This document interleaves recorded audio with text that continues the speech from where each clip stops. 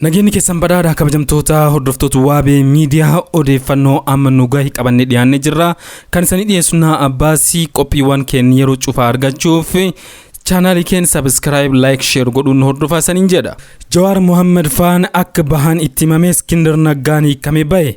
Jawaar Mohammad dabalatee hooggantoonni paartii mormituu Koongireesii Federaalaa Oromoo fi namoonni isaan waliin himatamanii mana amal sirreessaa Qaallittii jiran akka bahan itti himamuu abukaatoon isaanii himan.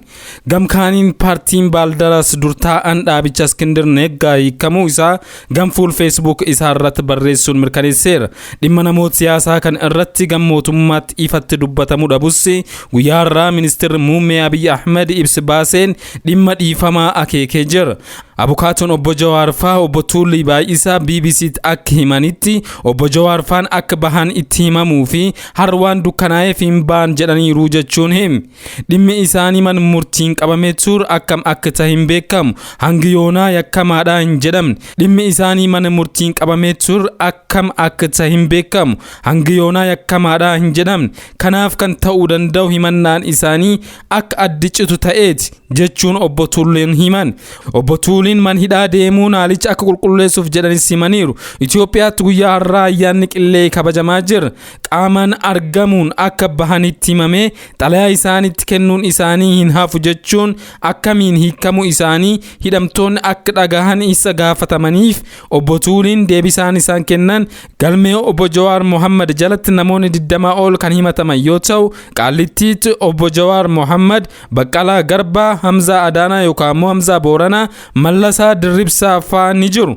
Akka obbo Tuuliin jedhanitti himatamaan tokko dhiifamni kan taasifamuuf yakkama ta'uun isaa mirkanaa'ee yootti murtaa'e qofaadha. Haa ta'u malee nama adeemsi himannaa irratti argamu faayidaa uummataaf jecha himannaa adda kutuun akka danda'amu seerri akka eeyyamu ibsee jira.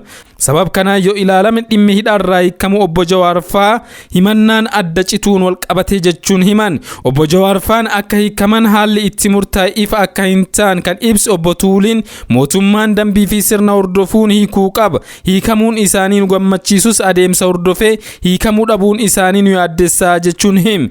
Amma abbootiin seeraa galmee himannaa isaanii akkamiin akka cufan bitaa namgal jechuun BBC'tti himaniiru. Obbo Jawaar faan durumaa eegalee hidhaan isaanii gama mana murtiin furmaata akka hin argan himaa turan. Manni murtiin ala xumuramuun isaa nuutis Jawaar faayis dhimma irratti falmaa turreen mana murtii hin deemnu jedhanii himaa turan kunoo dhufe jechuun himaan obbo Tuuliin.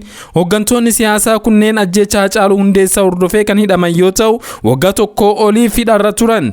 Poolisiin hokora uumuunii fi badiiwwan garaagaraan shakkuun hidhee himata shororkeessummaa irratti banus isaan himannaa irratti dhihaatuu hin fudhatan. Himatamtoonni kunneen hidhaan irratti raawwate filannoo biyyoolessaa jaaffaa akka hin hirmaanneef jechuun irra deebiin man murtiitti himataa turan. Dhimmi isaanii erga man murtii gahee hanga ammatti murtee hin arganne ture.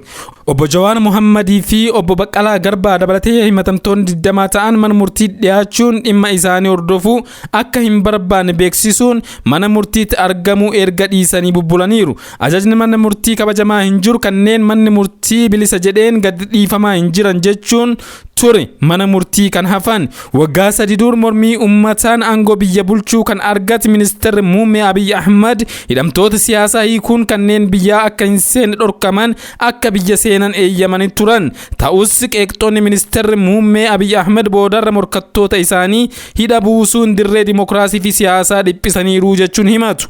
Itoophiyaatti waggaa tokko oliif waraana kaaba biyyattiitti dhalateen ijoo dubbii addunyaa taate jirti. Waraana kanaan lammiileen kumaan lakkaa'aman lubbuu yoo dhaban miliyoonaan kan lakkaa'aman immoo qe'ee irraa buqqaaniiru. Akka dhaabbanni biyyoota gamtoomanii United Nation jedhutti lammiileen Tigraay, Amaaraa fi Affaar keessa argamanii fi miliyoon 9 ta'an deeggarsa nyaataa barbaadu jedha. Lolli kun xumura argatee mariin akka furmaanni tolfamu dhaabbilee fi biyyoonni garaagaraa yaalanis ammatti ija hin godhanne jedhame.